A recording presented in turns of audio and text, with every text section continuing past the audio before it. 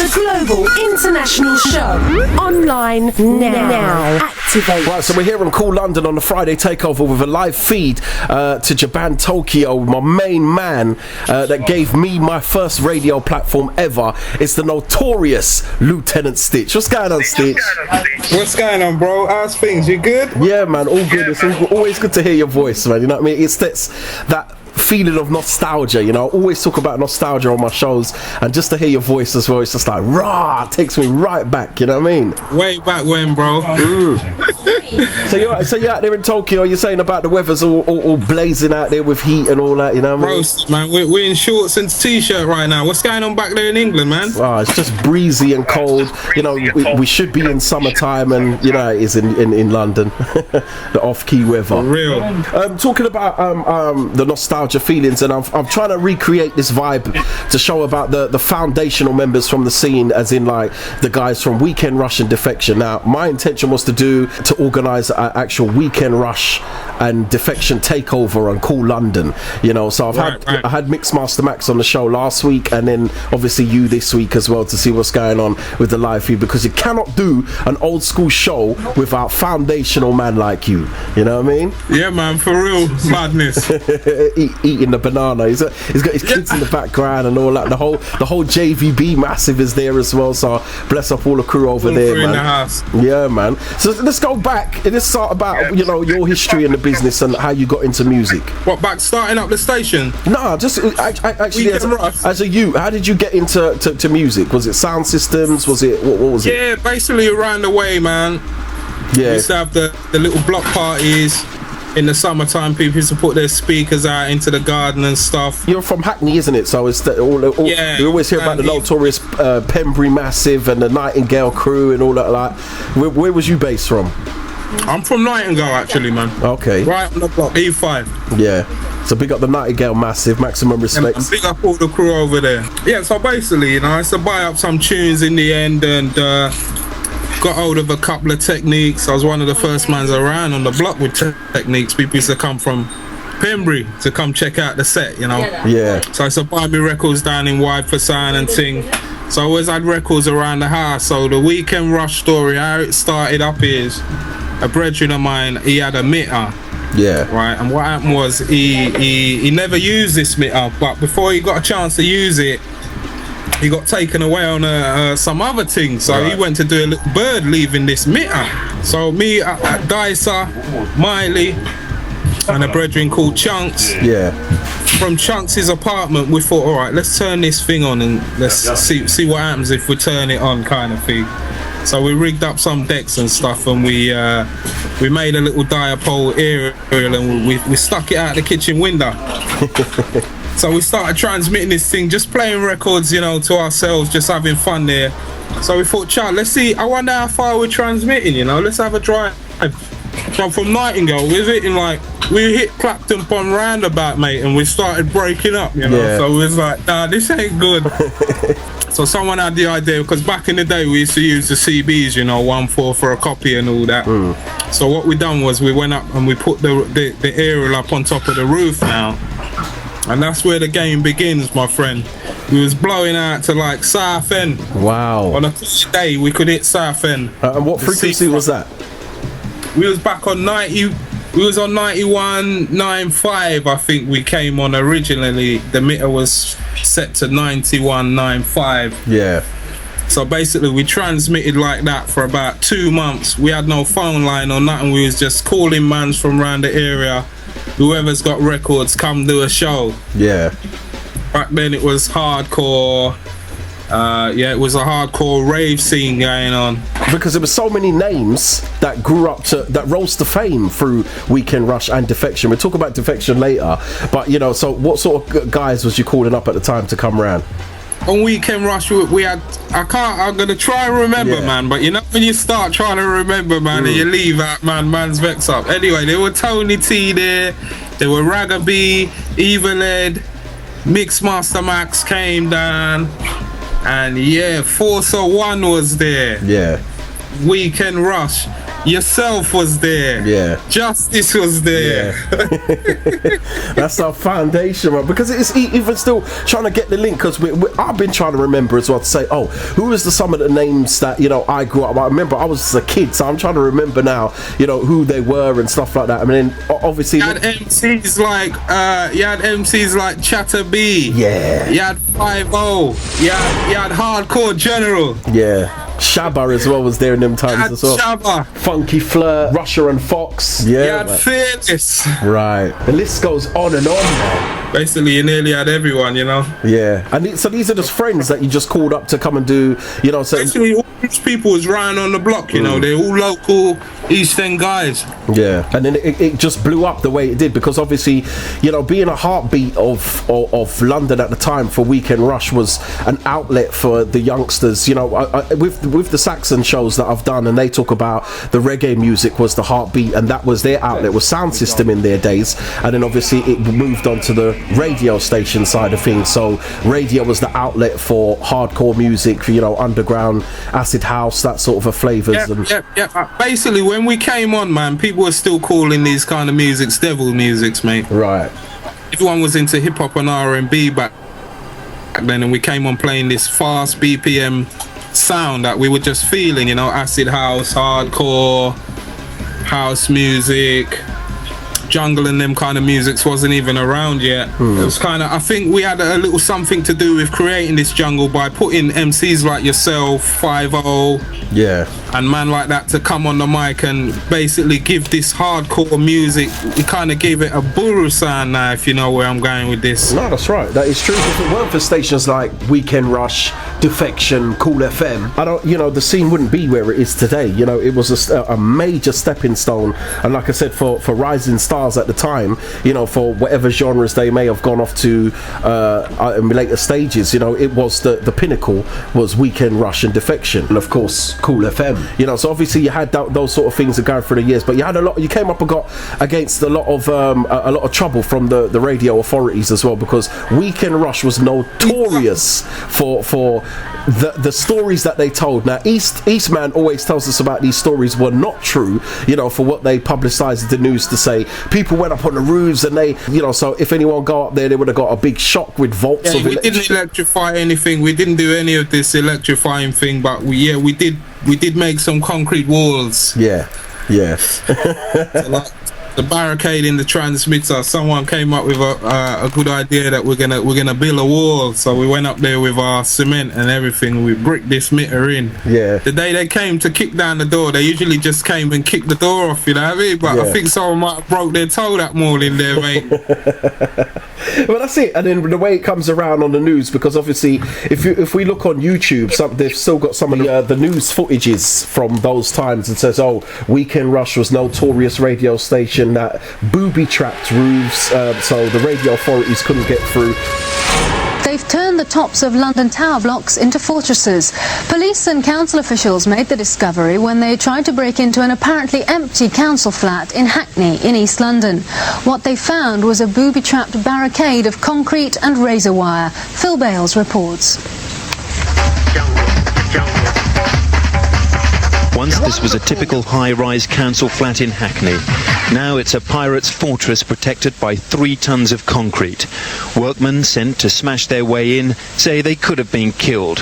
Scaffolding pipes embedded in the concrete were allegedly wired up to the mains.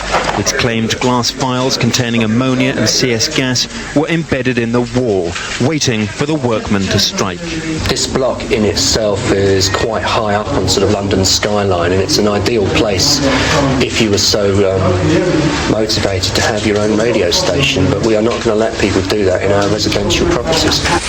So this wasn't true, because it was the fact of bag of lies, man. Yeah, because that basically to, you know, create a bad stigma, and then they got more reason to be taking us off. They needed the public on their side, really, I suppose. Yeah, because what obviously they call pop music, that was our day of popular music, was, you know, hardcore, leading on to, you know, the different subgenres as in drum and bass, jungle, that sort of a thing. So if it's an outlet that, you know, they haven't got their fingers to the pie, they're gonna label you as whatever they can and say, you know, you guys are booby trap the roofs, and, you know, you're destroying property and all kind of things. And, you know, because radio stations now, you know, as we're set up, we're internet based and it's a worldwide thing. Back then, like you said, there was no phones, and people, and when you did get a phone, it was one big I tell you what, man, the first phone we had, well, yeah, it was like proper transportable, man. Yeah. It's like carrying a briefcase. So we, as I was saying, we ran for 2 months with no phone line. So we didn't know who was listening or who was listening or not, you know. So one day we got this transportable and we thought, all right, let's give out the number and see what happens. So we get out the number, it never stopped blowing up again until we switched that station off, you know. It was just bare people was dinging this line, man. They were out there actually listening, but we had no clue, you know. We were just up there playing this music. Was it so when did the name Weekend Rush come about? Was it only because it was on the weekends, it wasn't during the week? Yeah, back in the day it was all about the, you know, the candies and stuff, so the rush, and we only used to come on a weekend, so it was just fitting to call it Weekend Rush back then. Yeah.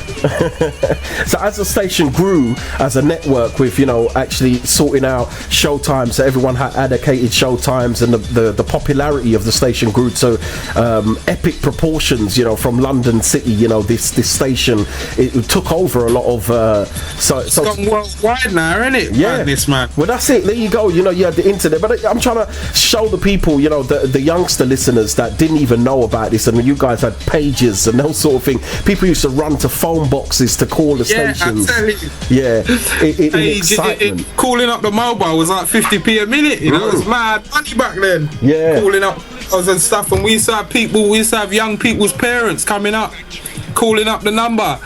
We don't know what number this is, but you know, my son's been calling this number like 1,000 times this month, and I've just got this fucking bill, you know. It was like, oh, sorry about that. Memorable times, you know, before the days of caller ID and everything. You know, these things are happening, and I used to do it as well. Like I said, when I was 13, and myself and my partner at the time, Justice, we used to run to the phone box. Oh, Stitch is on, quickly! Let's run to the phone box at the top of the road in Tottenham, and then we used to call at the said phone box all the time. And then you got your money, you got 50p's though, because you know the 10p's ain't running. You know, so we used to call up and just, yeah, can you give a shout out, but do it in about 10 minutes, so let me get time to go home, you know. And then once there, those are how radio stations were built back in the days, you know, just grew to masses of north, south, east and west of London was fully covered. And like you said, even reaching to places like Southend, you know, it's just an amazing thing, you know.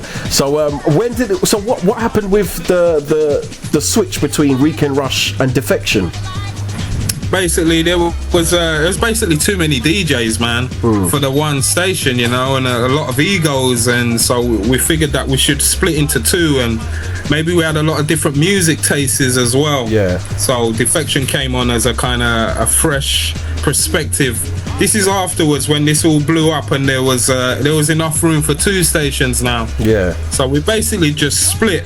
There was no rivalry between Weekend Rush and Defection ever, you know. Right. We both was stringing up on the same. We was both on the same rooftop. Right. Because a lot of people thought that. Together. Yeah, a lot of people thought that. Was it the case of, you know, hence the name Defection? It was certain members that defected from Weekend Rush and went and started, so there may have been a rivalry thing going on, and you know, you guys wanted to do a different thing. Personal, you know, because it's all about the music at the end of the day. So as I say, we used to string up for each other. And if Weekend Rush never had coax, we used to borrow them, and it's just all love, you know. So it was even with everyone, we was all on the same rooftops.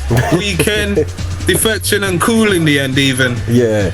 So then you went off. It was you Chunks and Miley again with the Defection side of things, and you know, so it obviously from the expansion of Weekend Rush, you moved on to another network, and was that straight on 89.4? Straight on to 89.4 we went. Yeah, and we stayed there for about 3 years. We was on 89.4. Yeah, and so tell us about that, because again, how many members, you know, big members that are stars of the drum and bass jungle scene now? Can you remember to say, right, well, Man, you're gonna have to help me name them out, but we can go, you know, Storm, Chemistry, rest in peace. Yeah. Yourself, Justice, Inc., Andy C, Goldie. Yeah.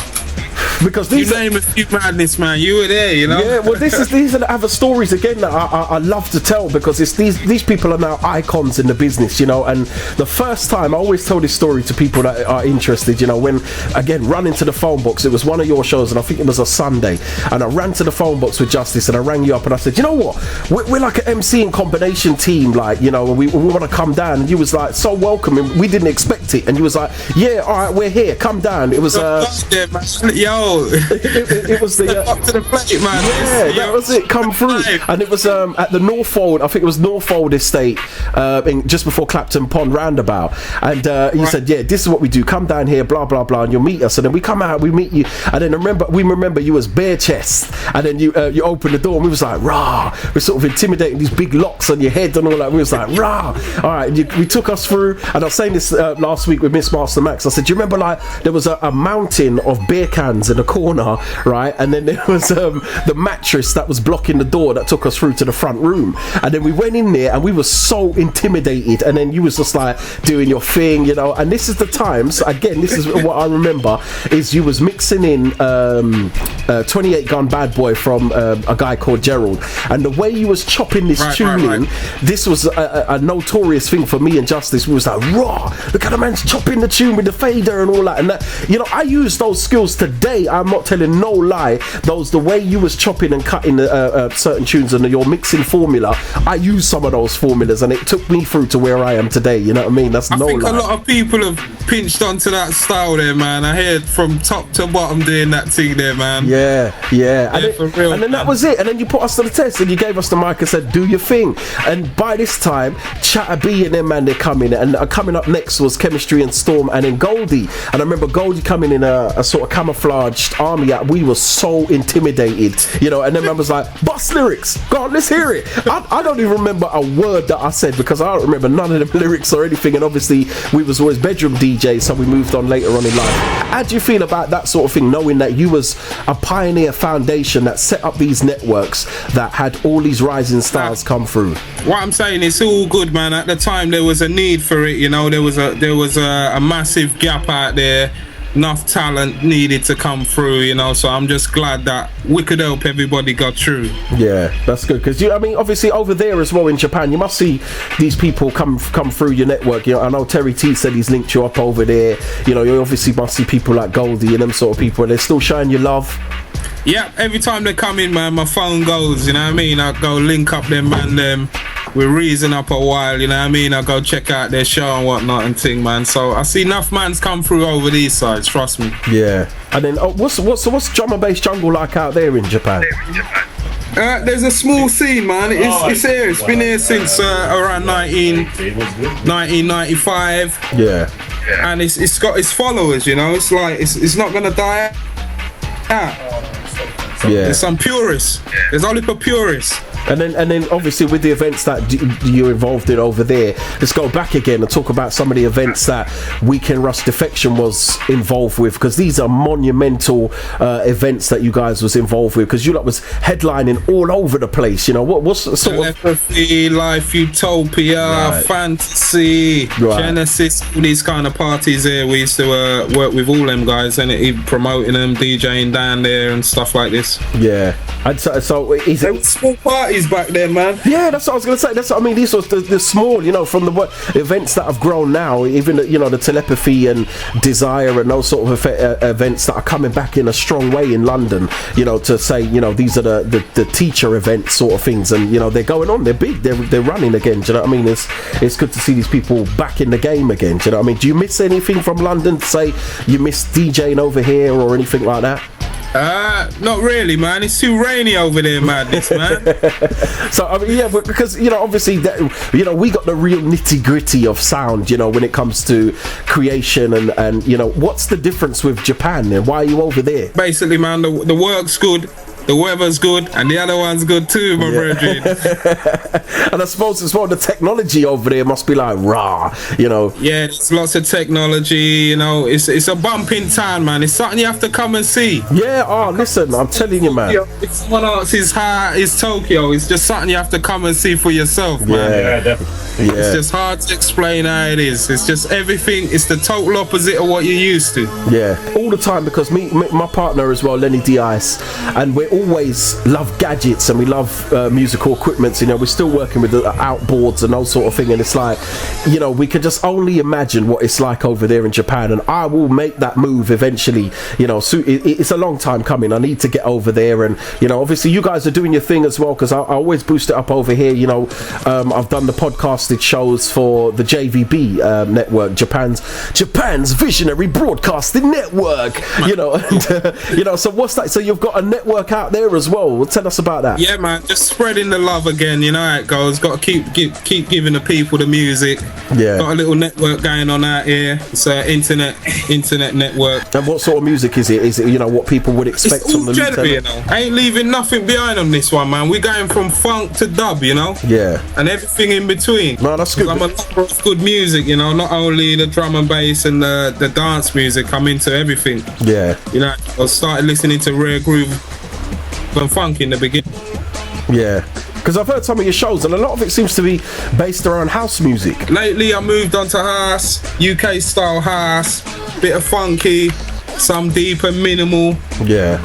It's just done a big circle, innit? When we came on, we were playing house. Yeah. But this is the thing as well. A lot of people, you know, me being, you know, after Defection, you know, it was 94, about 94, 95, I moved on to Freak FM, you know, as a house and garage DJ, because like I said, I was a bedroom DJ anyway.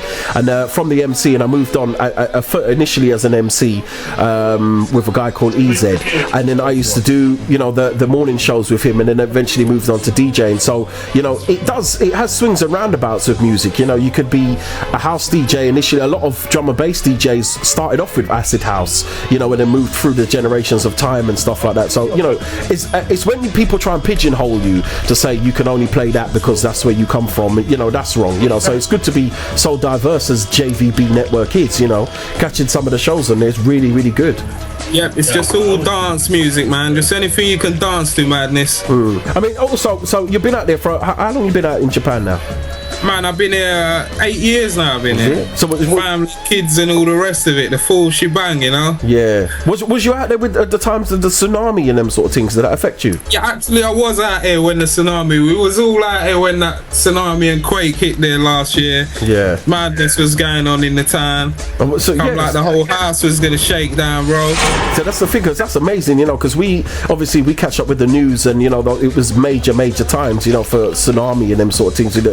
Not enough people didn't even know about these sort of things, and it's like, raw, this is going on in Japan and all that. So, you know, you know, what was the effects? How did you see those sort of times out there? It was shocking, shocking to say the least, you know. Yeah. It's like the ground's just gonna start dancing underneath you, man. That's what's going on. Yeah. Just throw you from left to right. And you just wondered, is this your time? Yeah, no, that's it, man. And then obviously with the tsunami, you know, you got big floods all over the place, and you know, the sea opened up and just come on the land. You know what I mean? It didn't leave no prisoners, man. It just took everything in its path. Yeah. Did it affect anywhere where you're living? I'm in Tokyo. That was like 300k away from where I'm staying, man. So I'm not near the coast or nothing like this. Yeah. So I watched it on TV in amazement, like everyone else. Yeah. So let's talk about the nightlife out there. So what, you know, a lot of people, again, when they think about Japan, Tokyo, they think about stagnant ravers, the sort of, you know, they're not jump up and go on wild and all that. Is that the case? You know, what's Japan ravers like? I'm gonna let Takini answer this one here. Yeah. He's deep in the game as well out here. Japanese ravers, I mean, you know, when they like something, be it, you know, music or fashion, or they can get really into it. So those people who is into like rave music, when they come to rave, they're up for a good rave. You know, raves go on until like we finish 5 a.m, 6 sometimes. You know. Yeah. The crowd is there, but again, it's different to the UK in terms of like how can I say this, man? Like people maybe at first appearances, it would seem that people back home are like, well, we're up for it. But you know, sometimes when you really check it, like as fans, the Japanese crowd are really, they're purists, you know. Yeah. They're coming into, like, they want everything. Well, that's good, you know, because even to, you know, from some of the shows that I've done on your network, and, you know, I've played my dub kinetic music, which is, you know, multi-fused genre, you know, I've had feedback from Japan listeners and that sort of thing from that, and I'm like, rah, and they're showing pure love, and I thought the music might be a bit deep, a bit dark for them, you know, but then you guys had a Abashanti show on JVB. Trust me, there's a market for everything, you know, here. If they like it, they like it, kind of thing, you know. Yeah. So yeah, I was throwing some proper dub parties with Abashanti for a while, bringing him over and stuff, and they loved it. Because that's the thing. So, again, you would. There's loads of Rastafarians here, man. Yeah. Towns, big locks, and everything. The Jamaican Festival was just yesterday. 2,000 people down there. Sunny day festival, Jamaica, you know, food, cooking, and everybody is into Jamaica out there. Million Jamaican flags. Yeah. Tires of Jamaican, Japanese looking people down there, man, having it. And what sort of acts was there? Was it sound systems or Japanese acts, Jamaican acts, you know, live band, sound system. Yeah. No, that's really good, man. You need to come and check, man. Oh, listen, every time I talk about Japan, I get a fever, as in that it's somewhere I need to be, man, to play my music, to do something like that. And I know we'll work out things eventually, you know. It's one of those things where it's a must be for essential music play, you know. You want to be in Japan or Tokyo and do what you got to do, you know what I mean? So, which is really good, you know. So, well, obviously reggae music is big out there in Japan. Reggae music's massive. They love reggae more than any other music to me, man. Yeah. Well, other than the pop music, other than big mad popular music, but reggae has got a serious following. Joshaka comes here every year for the last maybe 25 years. Yeah. I know he was one of the first to bring you know, that kind of a sound system culture over there. And then obviously, you know, we see the sound clashes and these sort of things, so we know about you know, the Far East rulers, as they say, you know, Mighty Crown and those sort of sounds. Do you know any of them guys? Yeah, I know them guys. They started a club down in Shibuya on a Sunday for about 100 people. They was running for about a year. And now look where they are. That's all I can say. Yeah, man. Worldwide, you know. Would you say drum and bass jungle has that sort of effect out there as well? You know, it's got big followings. Big long running parties that have been here for a while, and they're gonna go anywhere. Actually, Goldie's over in maybe 2 weeks or so. Yeah. But there's massive parties going on here that you know, there's not so many. The scene isn't as big as London, because with Japan, they want a piece of everything. Yeah. So there's drum and bass, there's tech, trance, raga, with just everything. You understand? Yeah. So there's more stuff. As it a mix and blend sort of thing. Is that what they like in clubs over there? You know, a mixture within one club. All general clubs are doing good, you know, and then you got your purist club. Some people only rave where there's one music playing all night, you know. And how it goes. Well, it's a lot of things over here as well. Obviously, because we was, you know, the birthplace of house and garage music, and then jungle, drum and bass, hardcore. It was the birthplace was London, so you would have those specific clubs that would have those clubs running on the one genre in a night, and obviously, but you had to move on to room 2s and room 3s that have the alternative music. So, you know, so what about drum and bass jungle? It's not as strong to say that they could have full promotions out there, or does it have to be a mixture? No, they've got strictly drum and bass events going on. Right. Who's the main players that go over there from London? Everyone comes over. I've seen everyone over here, man. From Jumping Jack Frost, I've seen everyone over here. Mickey Finsbin, Bookham, you know, all the big names you see on the flyers in London, they all come over. Yeah. So your ACs, your Hospital Records. So what are you playing at these drum and bass jungle events? every now and again I come and touch down in these events, man, but I'm a bit of a family man these days, man. Yeah. Don't get out in the club so much anymore, you know? Yeah, well, a lot of us, you know, you move on. More throw the parties than I play these days. Gone back behind the scene, you know? Yeah. Back promoting tip.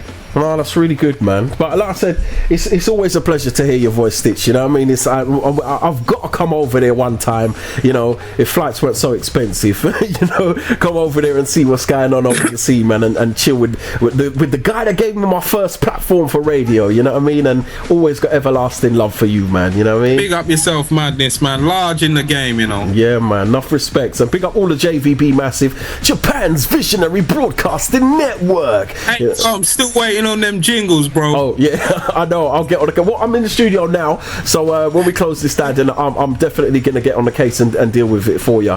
But like I said, we could do the live links and, you know, do some more podcasted shows or whatever it takes, man. Do you know what I mean? To help push new music out there, to you know what I mean, break it down out there, because it's such a moving movement, so to speak, with Japan. And then it's the thing of trying to link up this thing like I'm trying to do over here with the Weekend Rush and Defection DJs. But like yourself, like a lot of people have gone into the family life, you know. Some people are just retired and said, I ain't doing it. A lot of DJs out there, all hard to find now, these guys, you know, a lot of them. Yeah. But I'm on the case, you know. I'm going to try and put you in contact with as many of them as I can. Yeah. Max spoke to him yesterday and he said he got through to Miley finally, because Miley's he's so hard to get hold of, man. And he's like on Facebook, I think he must have set up an account, went on the computer at one time and then come off again. And then that was last year I emailed him. Nothing for me in 6 months. Yeah, that's what I mean. And then only last year I sent him a friend request, and then it just came about a couple days ago. He accepted it.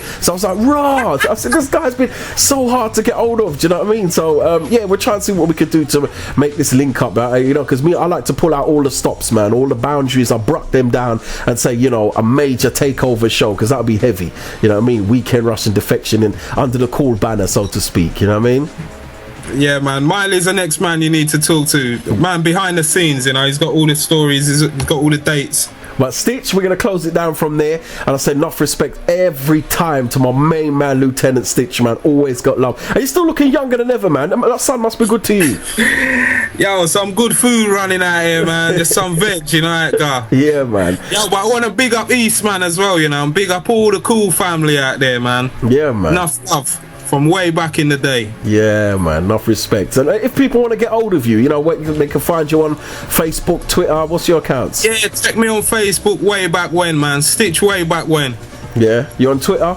Nah, I'm not on Twitter yet, man. One's enough for me, you know what I mean? Twitter and Facebook and linked up and yeah, and of course the JVB network. What's the website for that? The JVB, yeah, if you log on to thejvb.co, you're gonna log on, man, and it's all there for you. Japan Visionary Broadcasting Network, mate. Yeah, man, and continuing to do what you do. Just screaming here, man. I got to duck out, Madness, man. No worries. She's pulling me, yo. Say bye. Bye.